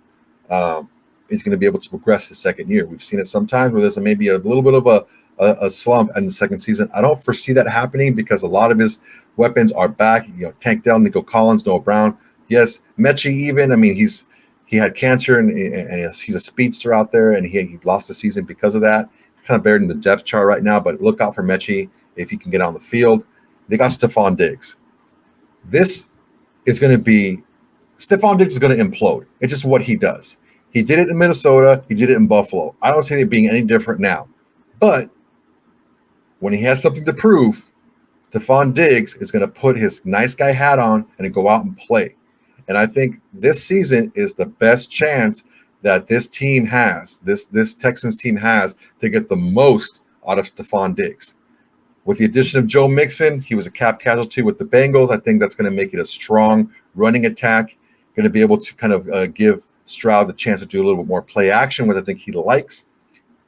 This team is going to be, I think, a very strong contender, again, to win the South and the AFC. And even go further than they did last year. They have to make sure that they put pressure on the quarterback. And, oof, man, that's my time. Cincinnati Bengals. All right, Joe Burrow is back for the Cincinnati Bengals. They're at number 7. Let's hope that Joe Cool can heat up some expectations with Cincinnati. Bengals, your time starts now. All right, let's take a look at this offense. Joe Burrow is back. This offense revolves around Joe Burrow. But the best group on this team is the wide receiver group. I think for the last year. T. Higgins is back. He's not happy about it. And honestly, I wouldn't be either. I think he's a number one wherever he goes. I think he wants to be paid as a number one. But when you got Jamar Chase there, they're going to save the money for him. And you're already giving Joe Burrow a bunch of money. So look, T. Higgins, this is going to be his last season with the Bengals, unless something crazy happens with Jamar Chase, which I don't wish on anybody. But, man, just putting it out there. Gesicki and Sample at tight end is kind of pedestrian. I think Gesicki's best years have been behind him. But you got this wide receiver core, man. Out is Boyd, in is Burton. I think we're good with that. The offensive line, they're huge, man. You got the Brown and Brown on the outside. Those are huge, older offensive tackles, but they can still play. They've shown that they can still play. Kappa, Karras, and Volson are on the inside, and I think they're going to be just fine. They're going to have to block really well, especially in the run game, because gone is Joe Mixon, a cap casualty. In is Zach Moss, kind of spotty here and there. I think he had a little bit of resurgence last season, but man, you're losing a lot without a Joe Mixon. That's a pretty nice step down. You get a journeyman in Zach Moss instead of, a first-round pick in Mixon, who was still producing, maybe not as well as he did in the past, but man, that's a big jump down. And I think that was one of the things that Joe Burrow really leaned on, was the ability for Mixon to pick up those tough yards, especially late in games, and allowed him to bring in some of the defenses to allow Joe Burrow to operate deep to those receivers. Defensively, man, Sheldon Rankins, I like him. BJ Hill inside. You got Trey Hendrickson again. Miles Murphy, I think these guys are going to be solid on the outside. Linebacker is all right. DJ Turner, Geno Stone, look, this secondary is not good. It's not good. What am I going to tell you? It's not great. Look, last season, let's see, where is it? Taylor Britt and Turner II, they allowed 2.0 and 1.7 yards per coverage snap. That was second and eighth most by Next Gen Stats. This secondary needs help, and they need help bad. And if this team gets into, let's say they have a slow start offensively and teams build up a lead on them, they're going to be able to, move the ball through the air against them late in games. That's why this pass rush is going to be so important. But it's going to be hard for them to come back because teams are going to be able to move the ball through the air and get big chunk plays. The secondary is just not great. But Joe Burrow's back. Whenever Joe Burrow's back, you got a chance. Like he said, his championship window is his entire career. I'm fully agreeing with that. Bengals, that's your time. Dallas Cowboys. All right, Dallas, you're at number 6. Cowboys, they're banking big on their rookies, man. Cowboys, your 3 minutes starts now. Okay, Dak Prescott is much maligned. He's in the last year of his deal. He's going to play it out. Are they going to keep him? Are they going to move a different direction? Who knows? But that's the big question in Big D. Another question is, what the heck is going on at running back? Like, don't get me wrong, I'm a Zeke Elliott fan, but man, his best years have been behind him. He was able to show some bursts last year, but that was playing behind Ramondre Stevenson with the Pats. He's going to be the lead guy here. I don't know that he's got enough left in him to be a lead guy anymore. And if you end up throwing the ball more and more and more, that's going to put even more pressure on a lot of these rookies that you have on the offensive line.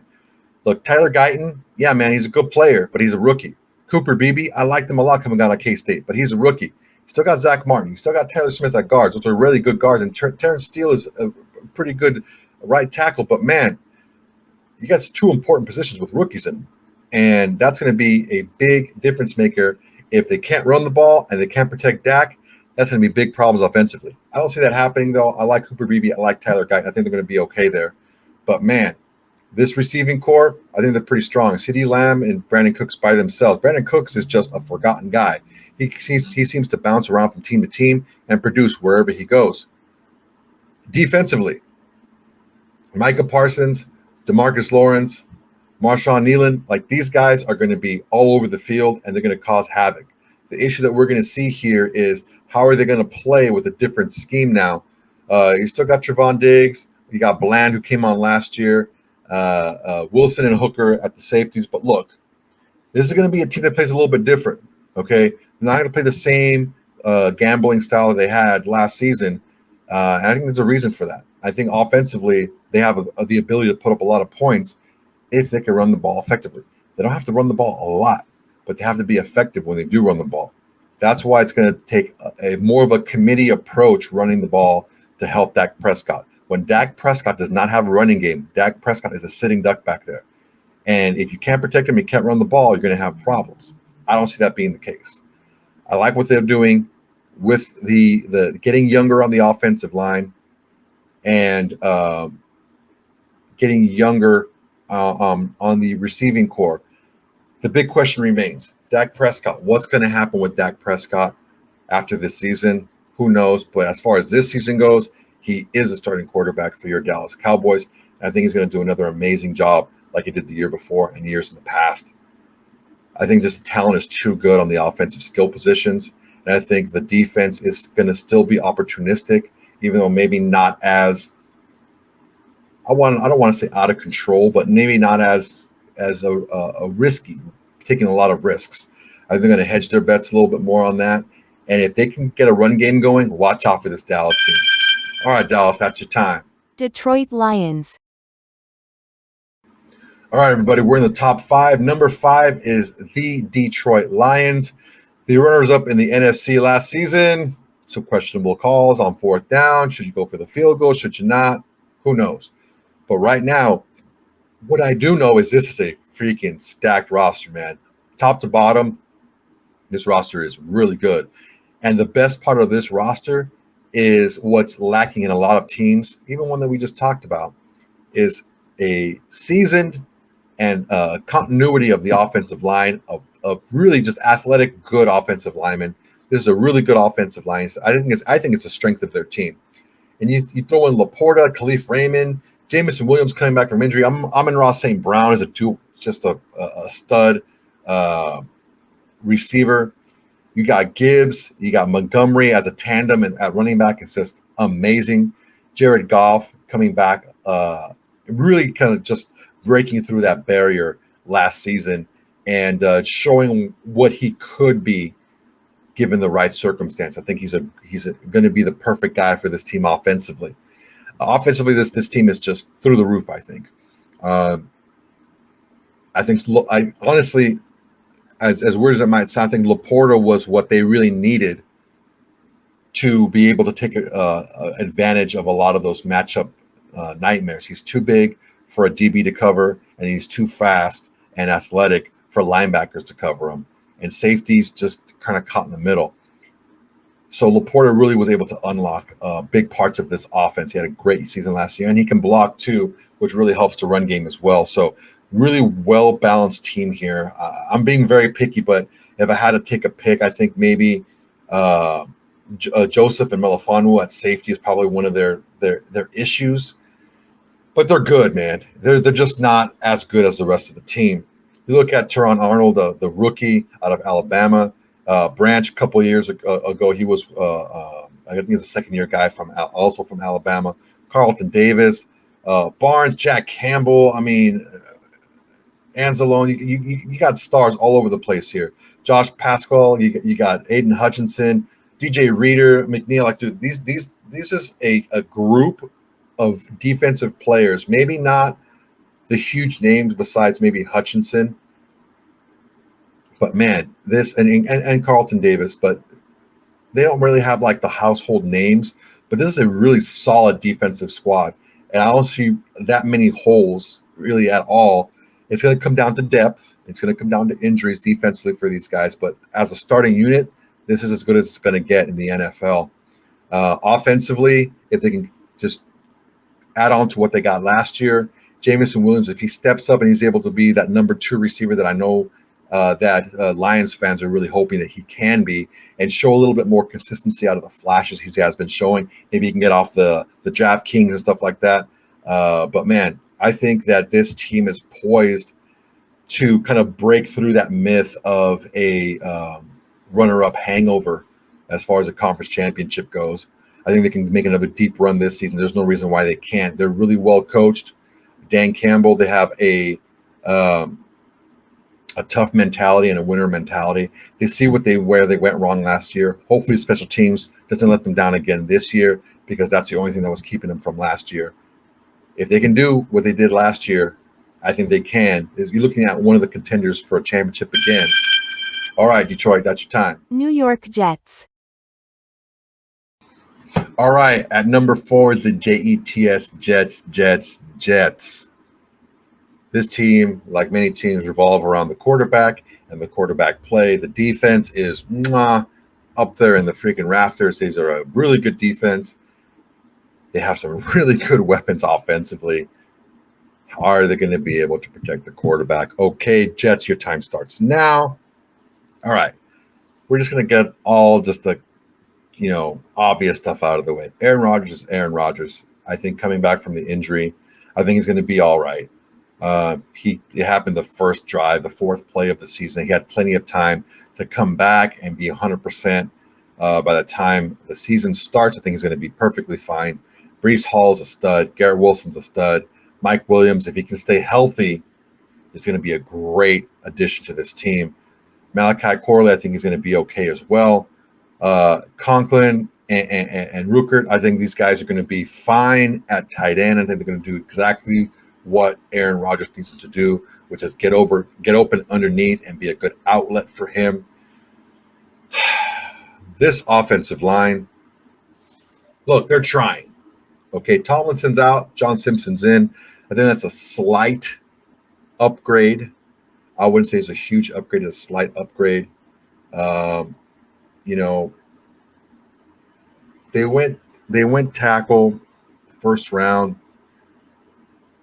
Elijah Vera Tucker, I mean, can he stay healthy? I mean, I saw him play at SC, and this dude was a freaking animal. Can he stay healthy? I don't know. Terrence Smith, can he stay healthy? Probably not. He hasn't been able to stay healthy for a long time. Can they keep Aaron Rodgers upright? Can this offensive line gel together in this short time and be not the Achilles heel of this team? No pun intended, probably. Because, man, if they can't keep Aaron Rodgers upright and they can't keep his feet clean and they can't keep him up there throwing passes, this is going to be another long season for the Jets, even if Aaron Rodgers does play the whole season. All right, defensively, you look at a bunch of bangers here, man. Williams, Kinlaw, dude, you show me a better defensive tackle duo than Quinnen Williams and Javon Kinlaw, and I'll wait because you're not going to find one. It's just stud. Hassan Reddick couldn't come in. He wants a new contract. Is he going to play? Is he going to hold out? He's probably not going to hold out because the collective bargaining agreement, he's not going to be able to hold out. It's going to cost him too much money. But you got Johnson, you got Will McDonald, second year coming in out of Iowa State. This guy's going to be, a stud. Mosley's a stud. Quincy Williams is a stud. You got probably the best three of the best corners in the league playing together with Sauce, DJ Reed, and Marco Carter the second. Chuck Clark, I mean, he's coming off an ACL injury. Hopefully he's back to his previous form. If not, it could be a little bit of a problem deep in the secondary. But, man, those three corners, those guys can cover anything, anywhere, for any amount of time you want. You combine that with that defensive line, and it's going to be tough to move the ball against the Jets. The big problem and the big question is, can they keep their all-everything quarterback safe? And the Jets, that's your time. Baltimore Ravens. All right, Baltimore Ravens, you are at number 3. Top 3 Baltimore Ravens. That doesn't mean you don't have any question marks. That means you have a really talented roster all around. Okay, Baltimore, you have your all-everything 2-time MVP quarterback, and your 3 minutes starts now. Okay, Lamar Jackson, what can you say? You keep his weapons around him healthy. You keep him healthy and upright and safe, and you're going to be able to score points on anyone, anywhere. So Lamar Jackson, get Derrick Henry to come in, take over some of the running. Let's hope they can keep Derrick Henry healthy, because they haven't been able to keep a running back healthy for quite some time. And it's been a running back by committee. And to their credit, they're able to make their running backs productive in a complementary role as a committee. But Derrick Henry is no committee. Derrick Henry is a committee all on his own. He's going to want the rock. He's going to want to run the ball often. He's going to want to run the ball in goal line situations. That is who Derrick Henry is. Give the man the ball. He's only going to make you better. Got Zay Flowers, Rashad Bateman. Who the hell knows what's going to happen with Rashad Bateman? We keep hearing all this stuff about Rashad Bateman. This, and he looks great in camp. And he looks great here. He looks great there. He looks great everywhere, but during the season. All right, Nelson Aguilar, I think, is a sneaky pickup. He's going to do really well here. Zay Flowers, great pickup last season in the first round. All right, this offensive line. Okay, I'm sorry. I skipped right over like their best targets group is the tight ends in Isaiah Likely and Mark Andrews. Likely comes out and just bursts on the scene after Andrews gets hurt.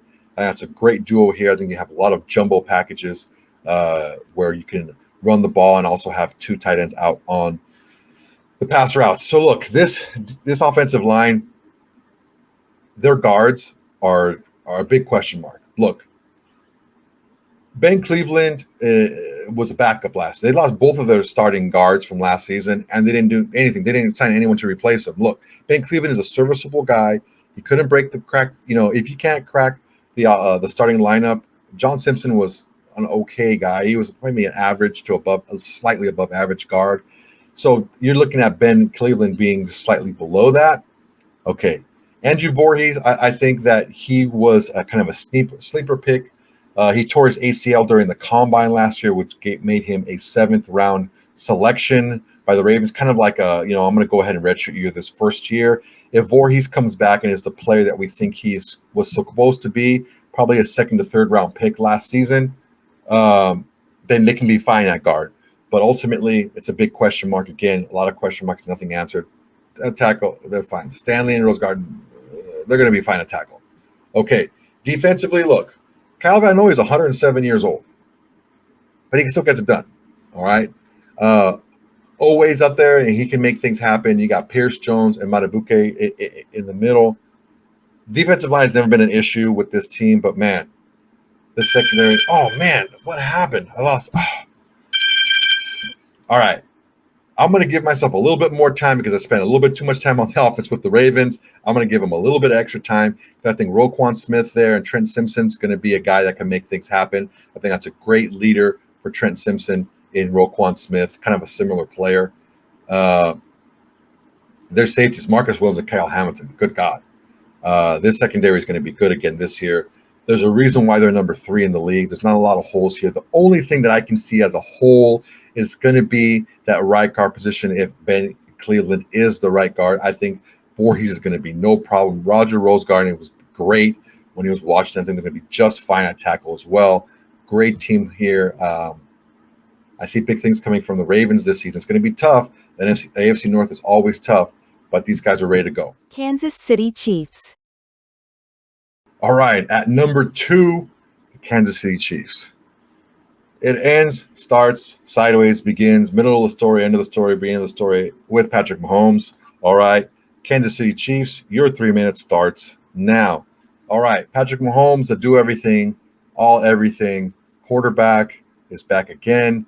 He has Travis Kelce at tight end. There is some question marks going to happen. What's going to happen with Rashee Rice? Is that knucklehead going to be able to play the entire season? If he's not, there's Marquise Brown, there's Xavier Worthy. Hollywood Brown bounced around a lot, and he bounced around for a reason. He shows flashes, but isn't consistent. Xavier Worthy is a rookie. We'll see how that works out. Didn't seem to be a problem with Rashee Rice later in the year. Last season out of SMU, Isaiah Pacheco at running back is super strong. Interior of this offensive line is as good as you're going to get. Tooney, Humphrey, and Smith are as good as you're going to get. But these tackles, man, these tackles are going to be tough. But look, a lot of people say it doesn't matter who plays tackle for KC Chiefs because no one calls holding on them anyway, right?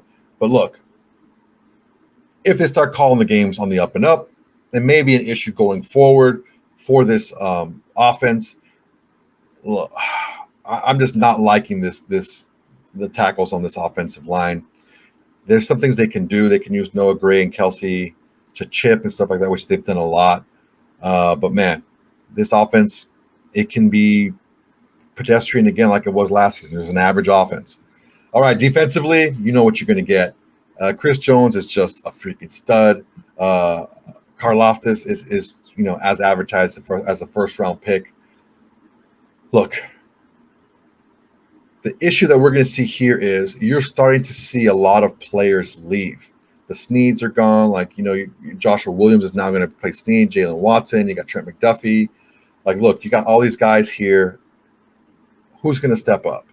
Trent McDuffie's a stud. I like him a lot. I like Bolton. I like Drew Tranquill is going to come in and be a little bit more of a pass rusher out of linebacker position. But, man, you take a look at Justin Reed and Brian Cook. I think those guys are going to be good as well. My issue is going to be, can they keep Patrick Mahomes upright from a tackle position? If they can't, it's going to be very similar to what happened last year, and they're going to have to lean heavily on this defense. But the defense is missing a couple of guys from last season, so are they going to be the same team? Who knows? I like to bet on winners, and this team has just found ways to win. The issue why it's very hard, even in the Patriots dynasty that we had, from the last 20 years or so, they weren't really good consistently all the way through. They had their spurts of excellence, and they were good other than that. And the issue is when you lose guys, you either whiff on a guy that you go to replace him, or it takes time to develop. I think that's what's going to happen with this tackle group. But they have plenty on everything else in the offense for it to be better than last season. All right, Casey, that's your time. San Francisco 49ers. All right, if you guys have been paying attention, you can figure out number one group from ESPN is the San Francisco 49ers, the backup in the Super Bowl last season. All right, a lot of interesting things happening in San Francisco.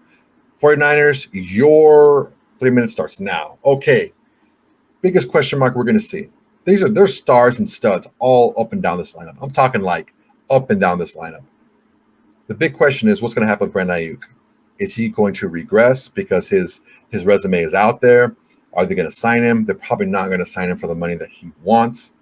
But look, you got some of the best players at your position. You got Christian McCaffrey, Kyle Juszczyk, Deebo Samuel, George Kittle, Trent Williams. I mean, Nick Bosa, Fred Warner, Greenlaw, Ward, like Hufanga, like Brown. Like you got some of the best players at your position up and down this lineup. But the issue is eventually you have to start paying these guys and making tough decisions. These guys need to get paid, and the tough decisions are going to start to be made. And that's why they went with a couple, they drafted a couple of receivers, even one in the first round, Ricky Pearsall. If Ricky Pearsall finds his way to the practice squad, to the practice field, and to the games every week, they're going to be in love, and Brandon Ayuk is going to go after this season. But this season, this group is just, there's a reason why they're number one. If I had anything to pick on, I'm not in love with the offensive line. I think Trent Williams is probably one of the best players at his position ever in history of the NFL. But you look at Banks, Brendel, Feliciano, McKivitz, like they're just guys, and it's going to take a lot of the creativity that this as Shanahan and this coaching staff has had offensively to make them continue to run efficiently as they have been. Because if any one of these guys goes down the offensive line, the backups don't look much better. Defensively, I don't see there being any problem. Ward, Lenore, Tom, like dude, these guys are just studs all the way through. Unfortunately, you got the injury last year in the Super Bowl, changed the complexion of the game. But look, as long as you got Nick Bosa on one side, Leonard Floyd on the other side is just a stud as well. Fred Warner and Greenlaw are probably some of the best linebacker tandems you're going to find. The only thing that you're going to look at on this team is, are they going to be able to open the holes for Christian McCaffrey consistently?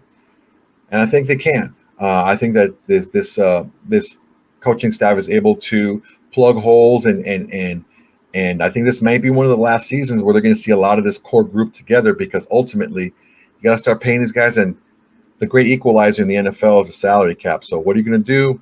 We'll see. But Brock Purdy's going to come up for a contract soon, and as long as you keep him upright and clean, he's going to go ahead and do a good job for you. I agree with this number one team. This is a pretty stacked roster up and down.